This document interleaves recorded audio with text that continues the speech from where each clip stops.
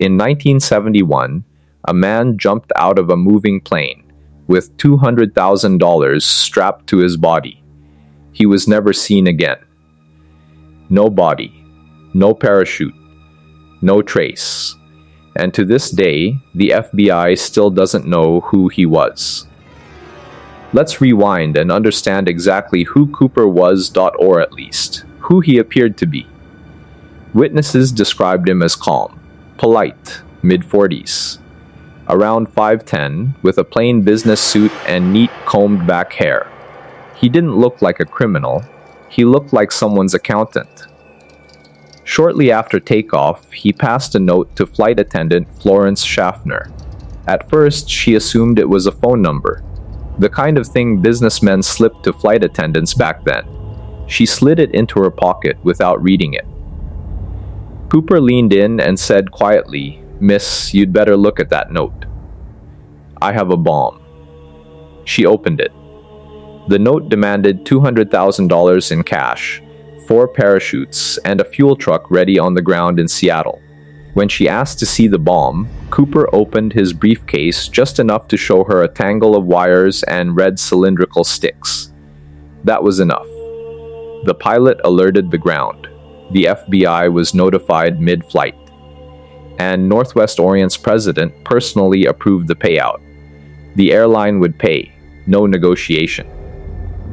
While the plane circled Puget Sound for nearly 2 hours, burning time so the money and parachutes could be gathered.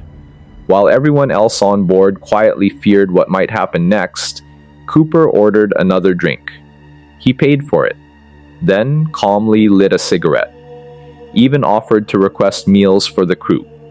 He wasn't panicked, he was prepared. At 5:39 p.m., Flight 305 landed in Seattle.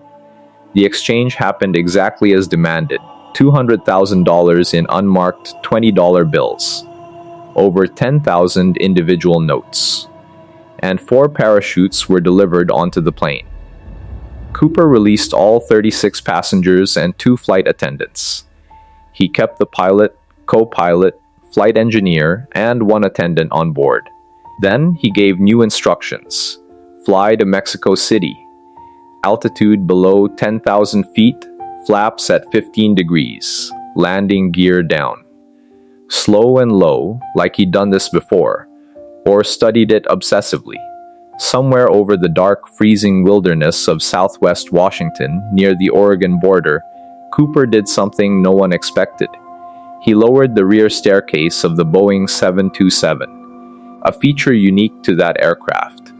While it was still in the air at approximately 8:13 p.m., the crew felt a sudden pressure bump in the cabin. Cooper was gone. Imagine opening an aircraft door 10,000 feet above the ground. Freezing rain, hurricane-force wind, pitch-black darkness. Then stepping into nothing. No one saw him land. No one saw a parachute open. The cabin crew didn't even see him jump. They just felt the plane lighten. He simply disappeared. What followed was one of the largest and longest manhunts in FBI history, codenamed NORJAK. Hundreds of agents, military personnel, and volunteers combed the forests of southwest Washington. Helicopters swept the mountains. Ground teams searched for weeks. They found nothing. No body, no parachute, no briefcase, no suit. It was as if the man had dissolved into the storm. Then, in 1980, nearly a decade later, an 8-year-old boy named Brian Ingram was digging in the sand along the Columbia River during a family picnic. He unearthed 3 decaying bundles of cash $5,800, still bound by rubber bands. The serial numbers matched Cooper's ransom money exactly. It was the first and only physical evidence ever recovered. But it raised more questions than it answered. How did the money end up there? Had Cooper drowned upstream and the current carried it down, or had someone else disposed of it entirely? The FBI investigated over 1,000 suspects. A few stand out. Richard McCoy Jr., a Vietnam veteran who pulled off a nearly identical hijacking 5 months later.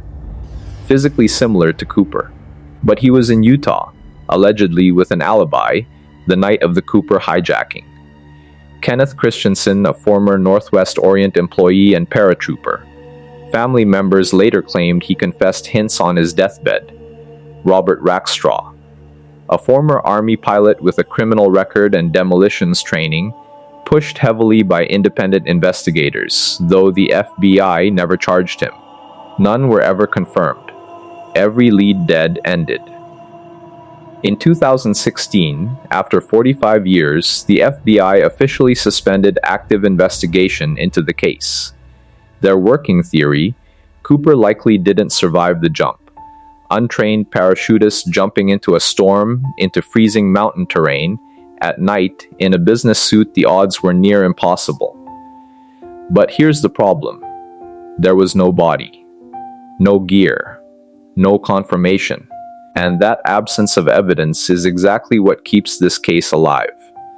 To this day, amateur investigators, some calling themselves cooperites, comb through declassified FBI files, analyze the tie he left behind on the plane for microscopic particle evidence, and propose new suspects almost every year. Every few years, headlines resurface. New evidence may finally solve D.B. Cooper case. And every time, the trail goes cold again. No confirmed identity, no remains, no parachute. Just a name that wasn't even his real name, a media mistake. The hijacker called himself Dan Cooper. A reporter misheard it as D.B. And the name stuck forever. Somewhere in the forests of the Pacific Northwest, there may be a skeleton in a business suit, tangled in the trees, or a rusted parachute buckle buried under decades of pine needles. Or maybe Cooper walked away clean, started a new life, died an old man under a different name, the $200,000 long spent. We may never know. Somewhere, D.B., Cooper's story has already ended. We just don't know where. Or maybe he's still the only man in history who hijacked a plane, took $200,000, and vanished forever. Drop your theory in the comments. And if you want to go deeper into the unexplained, hit subscribe, because next time on Chisova we're diving into